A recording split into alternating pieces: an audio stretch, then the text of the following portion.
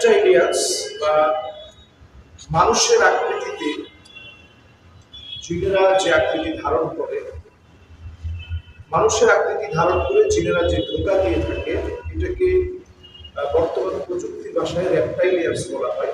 রেপটাইলিয়ান্স বা মানুষের আকৃতি ধারণ করে বিভিন্নভাবে মানুষকে ধোঁকা দেওয়া, এটা জিনদের একটা প্রক্রিয়া আমরা বলতে পারি।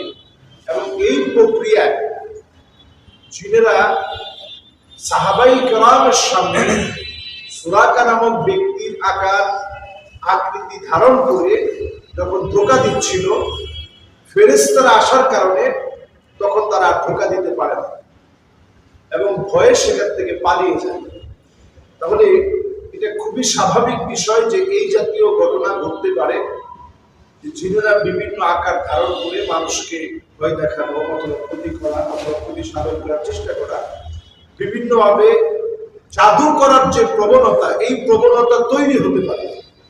রেপটাইলিয়ান্স এই প্রকৃতি অথবা এই ধরনের প্রবণতা তৈরি হওয়া খুবই স্বাভাবিক বিষয়।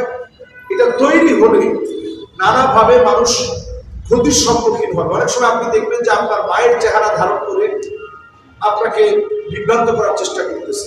নতুন বাচ্চা হওয়ার পরে এই বাচ্চাটাকে চুরি করে নেওয়ার জন্য শাশুড়ির আকার ধারণ করে এরপরে বাচ্চাটাকে চুরি করে নিয়ে মেরে ফেলবে। রেপটাইলিয়ান্স জিনেরা এই জাতীয় কর্মকাণ্ড করে থাকে, বিভিন্ন মানুষের আকার ধারণ করে ক্ষতি করার চেষ্টা করে।